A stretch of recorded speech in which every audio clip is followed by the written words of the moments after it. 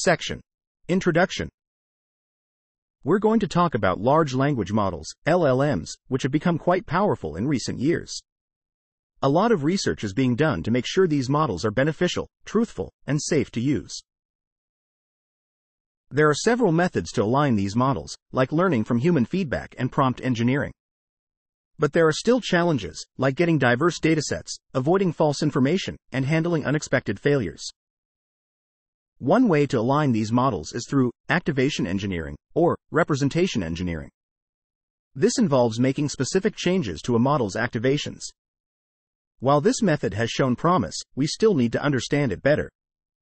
We're going to use a technique called Contrastive Activation Addition, CAA, to study how it affects LLMs. We're going to apply this technique to a collection of models called Llama 2, which are designed for dialogue use cases and have been fine-tuned for safety. This will help us understand how CAA can be used to improve the alignment of these models. We'll explain how we generate steering vectors, which are used to guide the model's behavior. We'll also share our results on how CAA affects the model's performance. We found that adding or subtracting the steering vectors can increase or decrease certain behaviors. We'll also discuss how CAA compares to other alignment techniques and explore the geometric relationships of the steering vectors. In previous work, steering vectors were generated by comparing the activations of a pair of prompts. But this method had some limitations.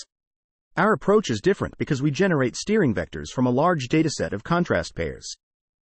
This reduces noise and allows for a more precise encoding of the behavior we're interested in.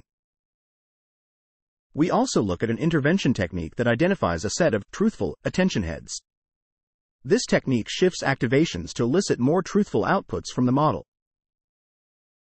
Finally, we'll discuss how we can locate and extract representations related to high-level concepts like honesty and emotions in LLMs. We use reading vectors and contrast vectors to steer the model's behavior. The main idea behind CAA is to create a steering vector that can guide a language model's output towards a desired behavior. We create these vectors using pairs of prompts, one showing the desired behavior, and one showing the opposite behavior. By comparing the model's internal representations on these prompts, we can find the direction in the model's latent space that corresponds to the target behavior. To construct a steering vector, we calculate the difference in the model's internal activations between all the positive and negative prompts. This method, called mean difference, MD, has been shown to produce similar steering vectors to other techniques. In simple terms, we use a dataset of triples, prompt, positive completion, negative completion, to calculate the MD vector for a layer. By only changing the answer option between paired prompts, we isolate the representation most related to the target behavior while canceling out other variables. Section Summary. In this section, the authors introduce the concept of alignment techniques for large language models, LLMs, and highlight the challenges that still exist in ensuring their behavior is aligned with human values. They specifically focus on activation engineering techniques and propose a new method called Contrastive Activation Addition, CAA, to modulate high-level behaviors in LLMs.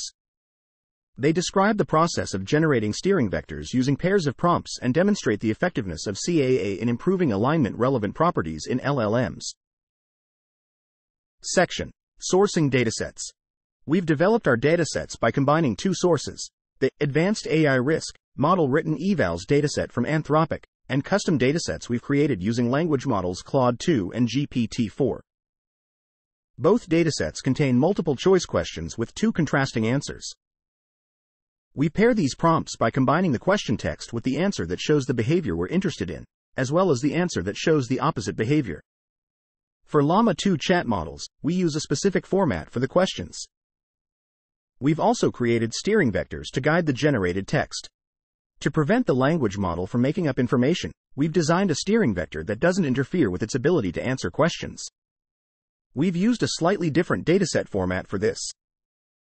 We've identified two types of made-up information: unprompted, where the language model distorts or fabricates information in response to a correct prompt, and contextually triggered, where the language model creates a false narrative around an incorrect prompt. We've created a dataset with over 2,000 pairs of true and false statements about 13 different topics to test for these. We've used direct questions to test for unprompted fabrications, and 3 different strategies to test for contextually triggered fabrications.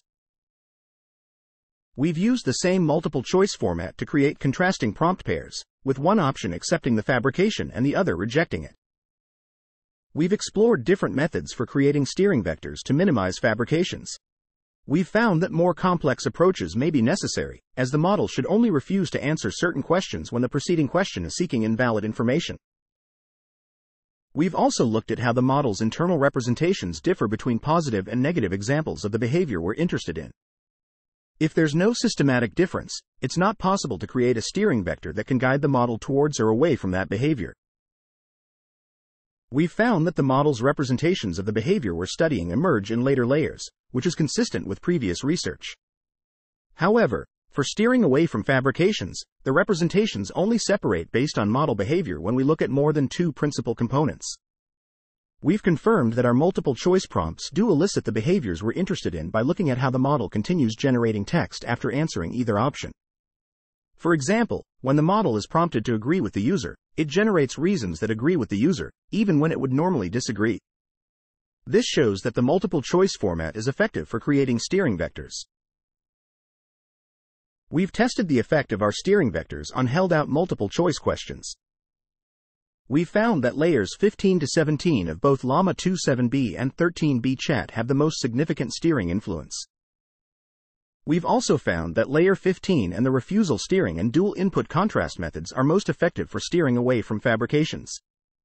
We think that intervening at a small number of intermediate layers is particularly effective because the behavior is represented in the most abstract and modifiable way at this point.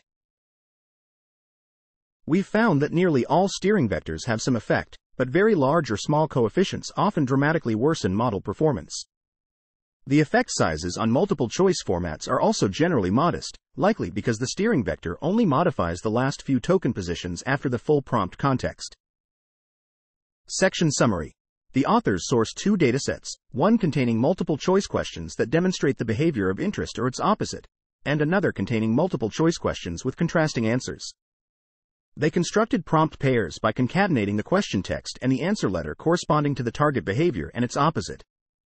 They also created a dataset to test for different types of hallucinations and used multiple-choice questions to elicit the model's acceptance or rejection of the hallucination. The authors found that steering at intermediate layers of the model was most effective in modulating behavior, and that large or small coefficients in the steering vectors could negatively impact model performance. Section. Open-ended generation. We've shown that steering vectors, derived from A/B questions, can influence the responses of models on similar multiple-choice questions.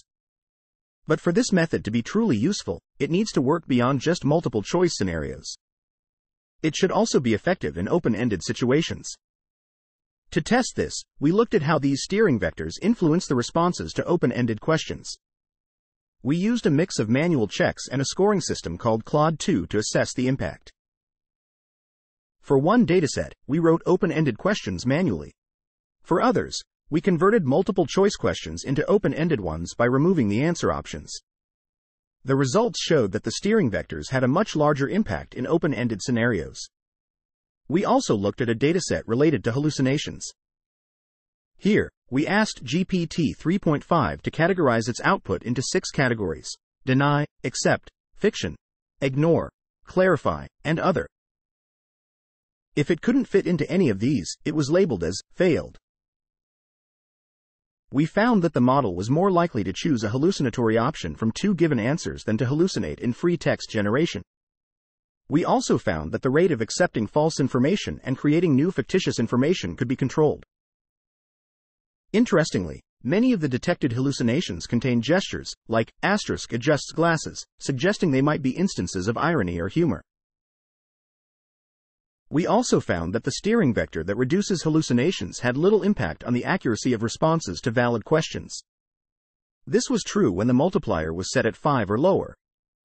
The method was effective at reducing hallucinations even when the topics or methods used to elicit hallucinations were different from those used to create the steering data. We also tested the simple refusal steering approach, which only contrasts responses to invalid questions. The dual input contrast method, which also uses responses to valid questions to shape the steering vectors, didn't deliver the expected results. This was different from the more favorable results we saw during A/B testing.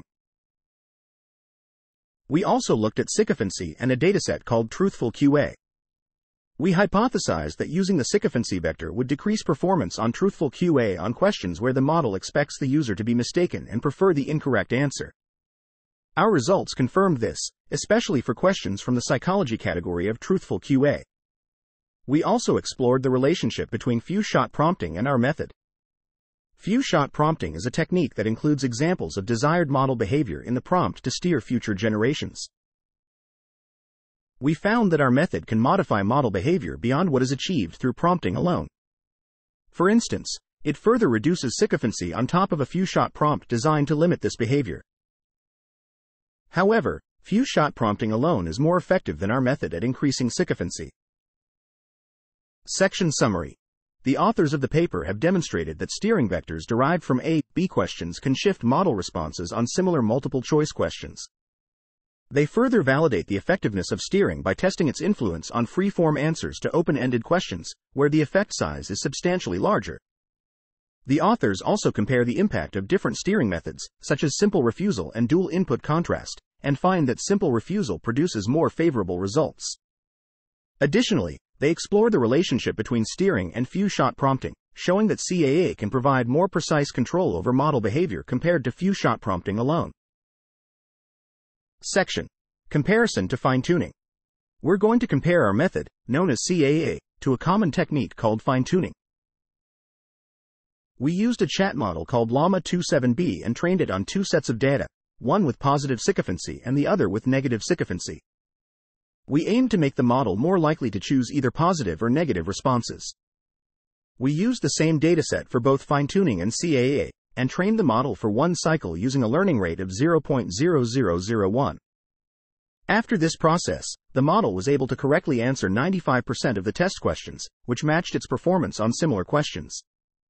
Interestingly, fine-tuning also affected the model's ability to generate responses. After positive fine-tuning, the model was 4% more likely to generate sycophantic responses, while after negative fine-tuning, it was 7% less likely. However, we found that CAA could improve the model's performance even further without needing more data or training. For instance, when we applied CAA to the positively fine-tuned model, it generated 19% more sycophantic responses. This shows that CAA and fine-tuning can work together effectively. We also wanted to see if CAA had any negative effects on the model's abilities. We tested the model on a large dataset of multiple-choice questions covering a wide range of subjects. The results showed that our method only slightly reduced the model's performance. We also looked at how similar the generated text was to the target behavior. We did this by calculating the cosine similarity between the vectors of the generated text and the regular activations. We found that the similarity values matched our expectations. For example, when the model was disagreeing with astrology, the tokens used had a negative dot product with the sycophancy vector. We also compared the vectors generated at different layers of the model. We found that vectors from closer layers were more similar, and this similarity decreased for more distant layers. However, the rate of decrease was slower in the latter half of the model. This suggests that once the model has extracted the necessary high-level information, the representation remains consistent across subsequent layers. We also compared the vectors generated by the chat and base models of Llama 2. We found that the similarity decreased as we moved through the layers, except for a peak between layers 7 and 15. This suggests that the RLHF training method has less of an effect on these layers. We also found that the vectors for the chat and base models projected to similar points up until layer 11, after which they diverged. They intersected again at layer 15, which is where CAA was most effective. This could suggest a correlation between the effectiveness of a layer under CAA and how invariant it is to RLHF training. Finally, we tested CAA using vectors generated from the base model on the chat model and vice versa. The results showed that the effect transferred a little, but the change was not significant. Section Summary. The authors compared their CAA approach to traditional fine-tuning by fine-tuning the Llama 27B chat model on positive and negative sycophancy datasets. They found that CAA improved the model's sycophantic responses even further, without the need for additional training data or optimization steps. They also assessed the impact of CAA on the model's general capabilities using the MMLU benchmark and found only a slight reduction in performance. Additionally, they analyzed the similarity between generated steering vectors and regular activations, as well as the similarity between vectors generated at different layers, and found that the effect of CAA transfers to nearby layers and is not layer-specific. They also compared the representations between the base and chat models and found similarities between the effects of RLHF and CAA. Section. Acknowledgements.